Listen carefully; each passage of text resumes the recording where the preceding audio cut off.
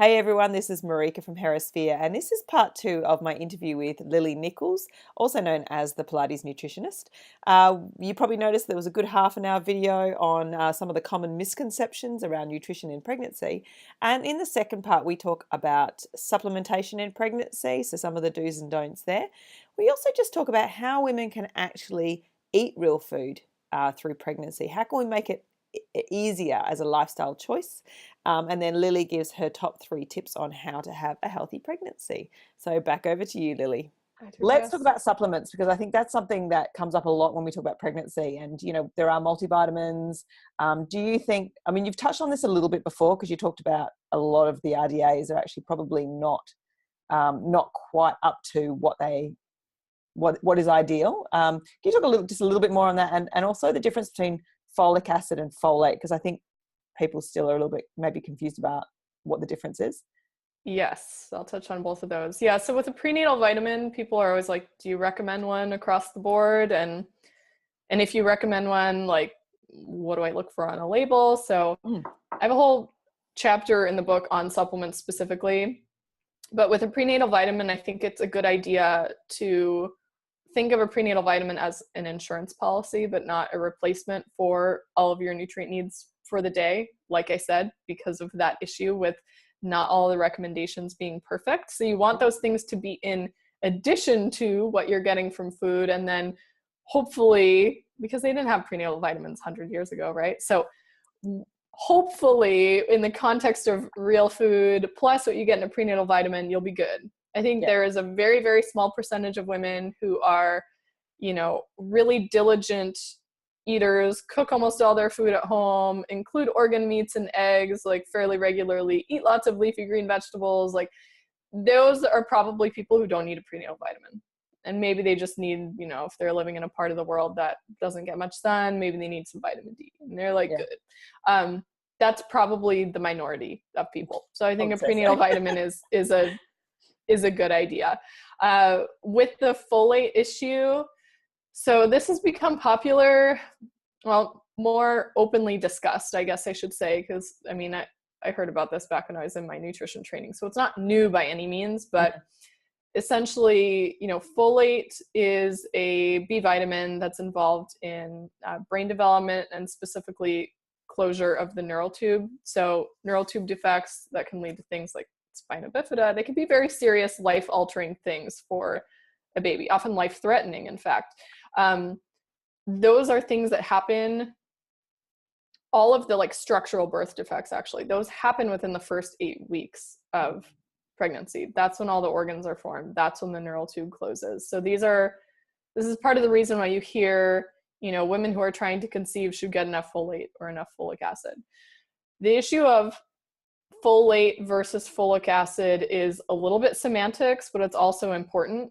Folate is a broad term that encompasses all different types of folate that are found in foods. There's many different kinds. Folic acid is a specific one that is a manufactured synthetic kind of folate. It has been actually, from a population level standpoint, pretty successful in preventing neural tube defects because they started fortifying processed grain products with folic acid, at least in the US. I'm sure they do the same in Australia. They do in a lot of different countries. On a population level, particularly for people who are food insecure, it has made a big difference in the rates of neural tube defects. What we're now finding is that there needs to be a little more nuance to the discussion, because there are specific variations in some of our genes that you may or may not have. It looks like 40 to 60% of the population does have a genetic variation where they don't use folic acid very well.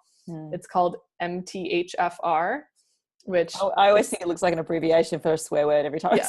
Actually, I took this awesome advanced vitamin metabolism class. It was like a graduate class that I like tucked my way into when I was in my undergrad. And that's exactly what the professor told us. She's like, you'll be able to remember this one. Like, wink, wink. So women who have the MTHFR mutation, which is a lot of us, your ability to use folic acid is diminished. And depending on which type you have, because there are multiple types, it can be diminished like as much as 75%, or it may only be diminished a little bit. It makes sense from whether or not you have this variation or know if you have the variation, that you may as well try to get as much folate from your food as possible, because that is in a very bioavailable form, or rather bioavailable forms, because there's many different types found in food. So leafy greens, liver, legumes, the 3 L's, those are like a very good place to get your folate. Also, avocados are really high in folate.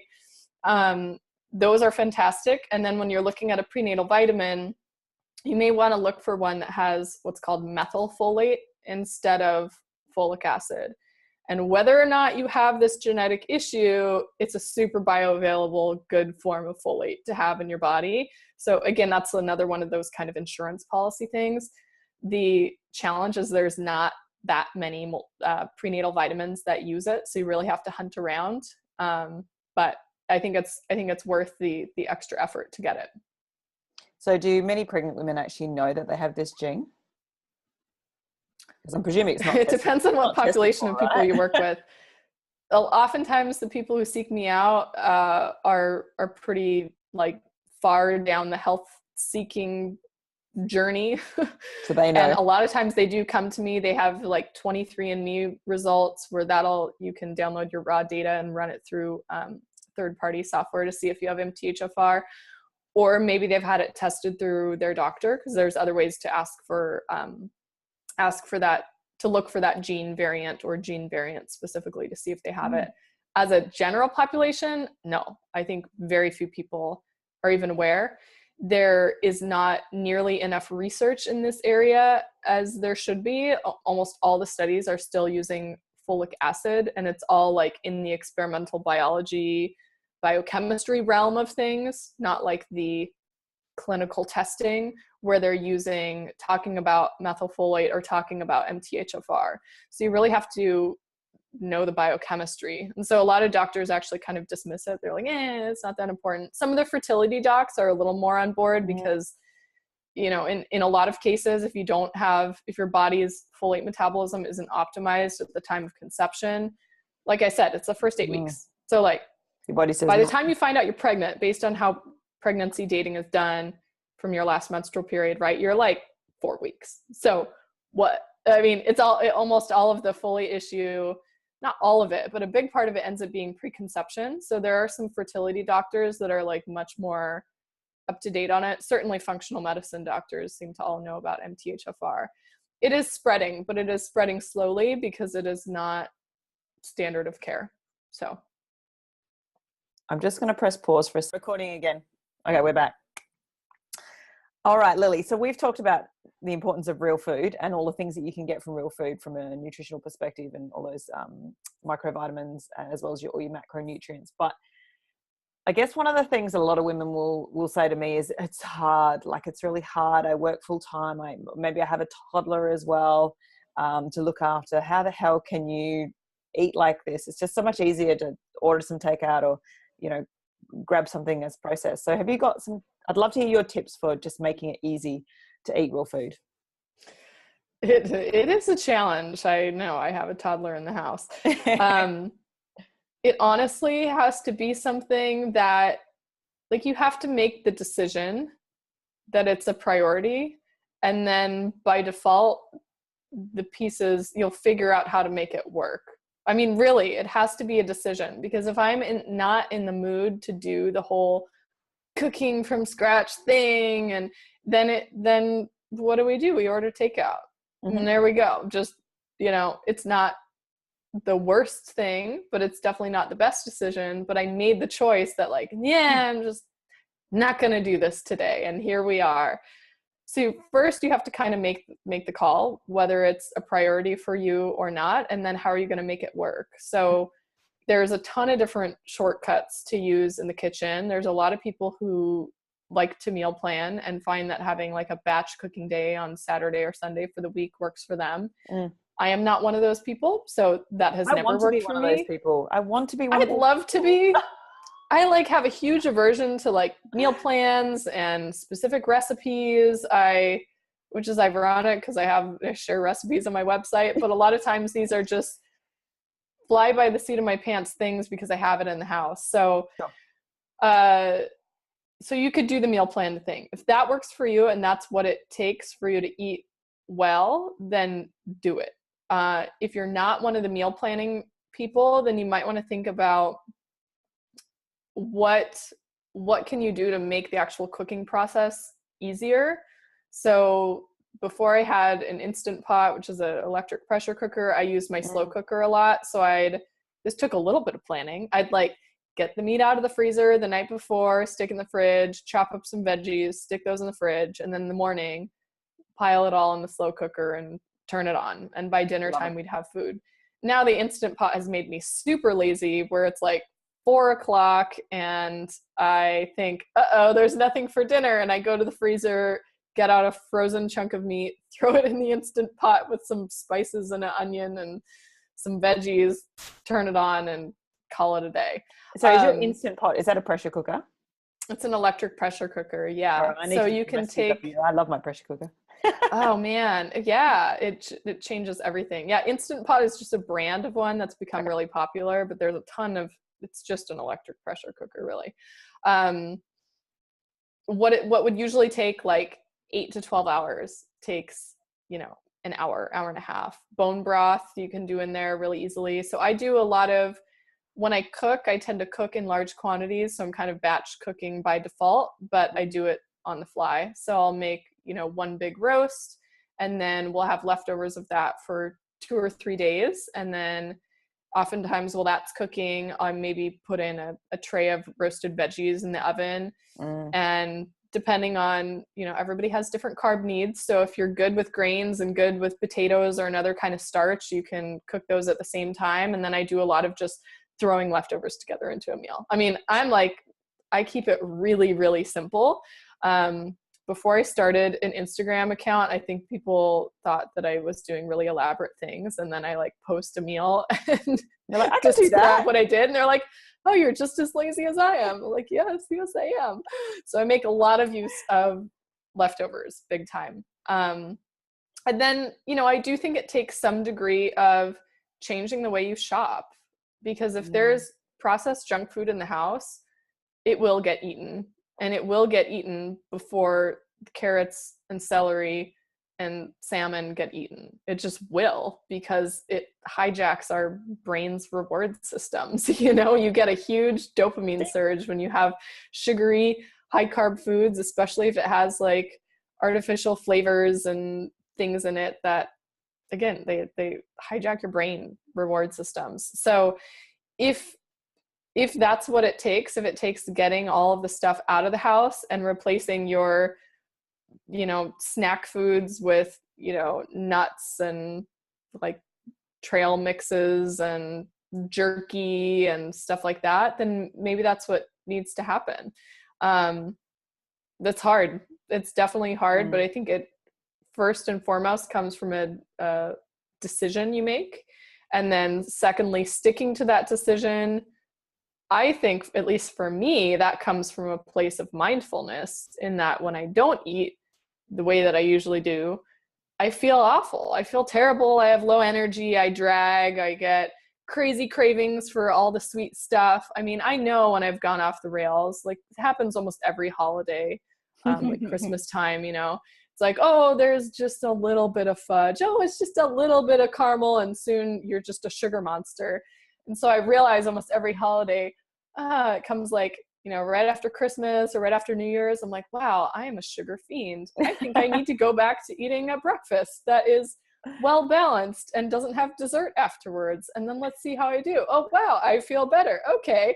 So sometimes you just, A, yes, you have to make the choice. And then B, you just have to keep checking in with yourself from a very kind mindfulness place, not a place of judging. I'm a bad person if I eat sugar, or I should feel guilty because I have this, or, oh, I'm going to get fat. It's nothing like that. It's just of how does this make me feel? And be really honest with yourself. And oftentimes when you do incorporate more nutritious foods, and particularly when you get the blood sugar balance thing working, especially breakfast, it seems, getting enough protein, especially in the morning, it seems to do a bit of a reset. And each time you have something that is not the healthiest, just check in with yourself. It's not bad to have some sweets every now and again. It's just when it becomes habitual and sort of mindless, like when you get on autopilot going for the junk foods all the time, that's usually like for me, that's my like, ding, ding, ding, something's off. You know, I have to check in with myself again, see why we're going here. So it's interesting when my husband and I, we did like a Whole30. This is, gosh, 5-6 years ago. We just needed a reset, and I certainly would recommend that for people who are pregnant to start. But we did that just for a period, for that month.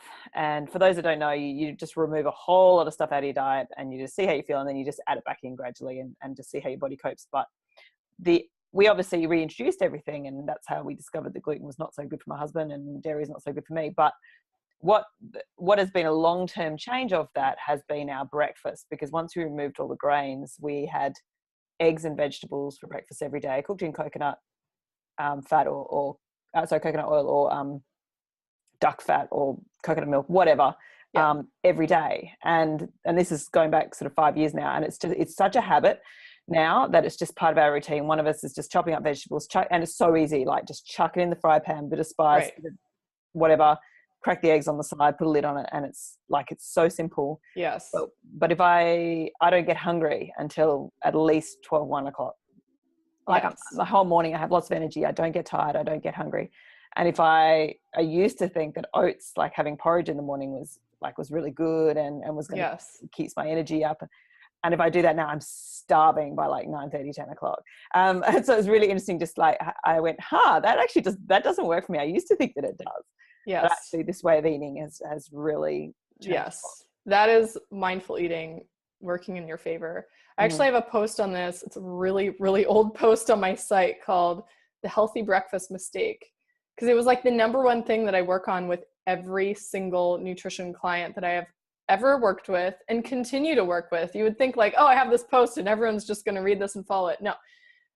People seem to continually have an issue with breakfast, and it's exactly what you say.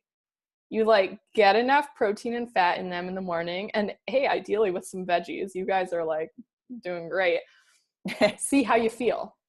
See how you feel on those days. See how you feel on the days when you have your oatmeal, porridge, cereal, whatever, and make your choice. What do you want to do? Do you want to be fighting with cravings at 9:30, 10 a.m.? And if you're really getting cravings for sugary, carby things or caffeine, that's a really clear sign your blood sugar did not respond well to whatever you just ate.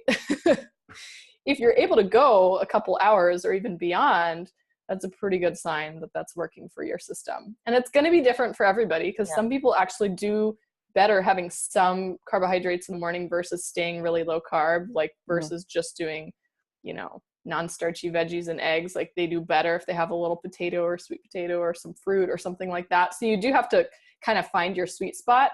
But what stays consistent is there is an absolute need to get protein and fat in your system in the morning. It makes a huge difference. And I often don't even have to work on the cravings thing with people if we get breakfast right. That's the first thing we go. Get breakfast right, and then see how your cravings are the rest of the day. Oh, they're less. Surprise. Doesn't work like every single time, but I'm telling you, like 90% of the time it takes care of it. So it's huge. And that's also big during pregnancy when people do tend to have cravings. So get the breakfast right. Okay, I'm gonna ask you just one last thing, just to wrap it all up, Lily, because I know that you and I could talk forever. If you were to give 3 tips to pregnant women on how to have a healthy pregnancy, what are your top 3? That is 3. Ooh, yeah. Before you eat something, ask yourself, will that build a healthy baby? Most of the time, the answer is fairly obvious. So if the food is relatively close to how you would find it in nature, you're golden.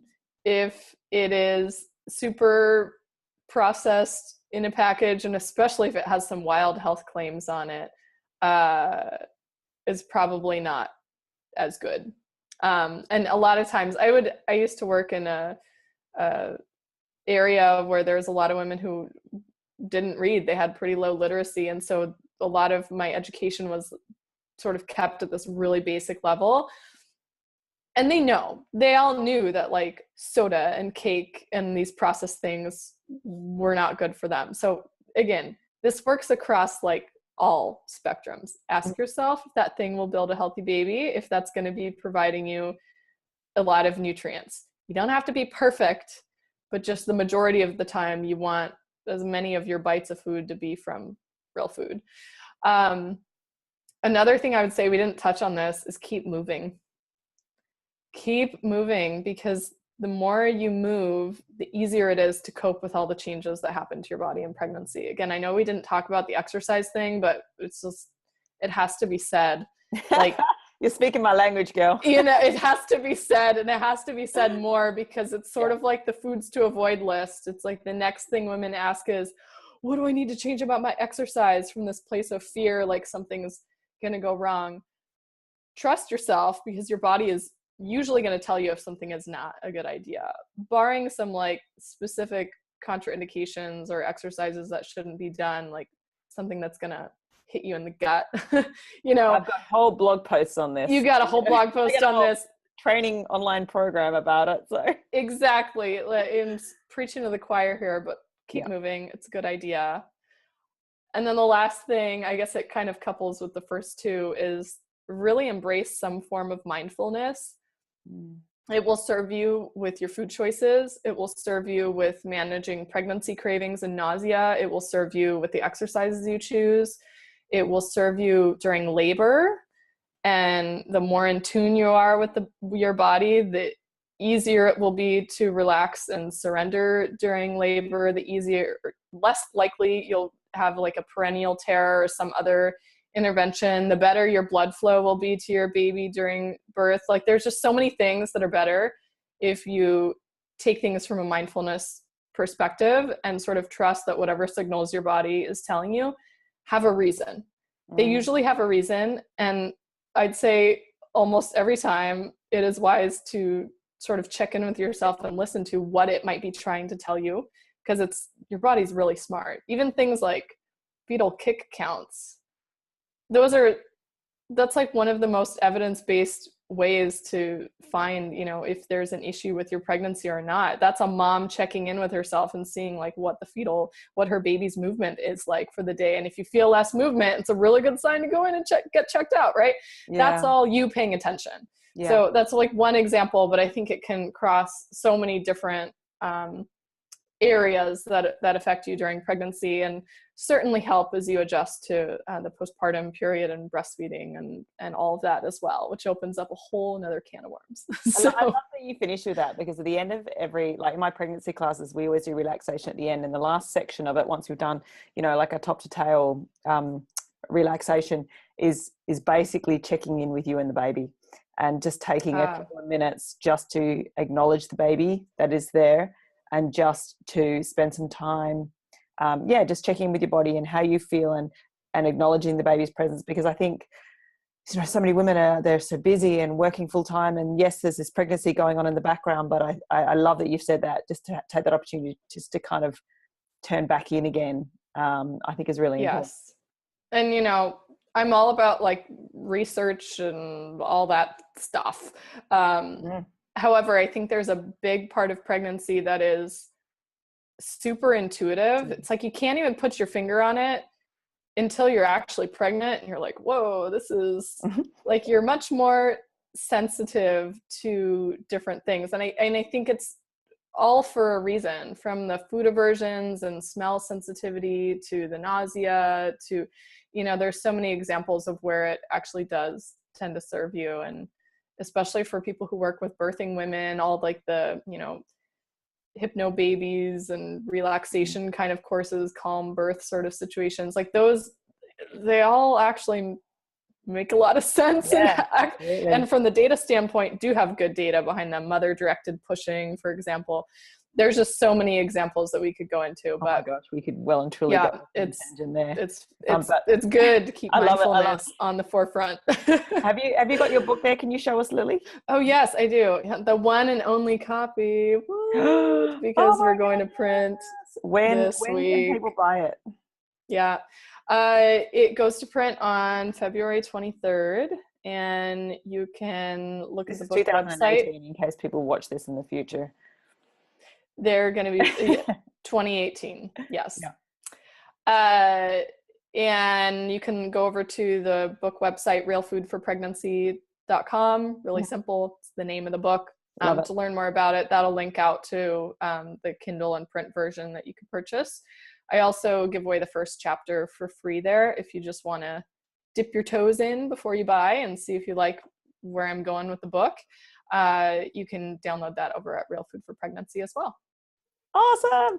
Thank you so much for giving me so much of your time, Lily. I love chatting to you, and I know that you and I could probably talk for hours about all things pregnancy, Yes. but I know you need to get back to your family. So thank you so much for sharing all your knowledge and wisdom with us. Thank you, Marika.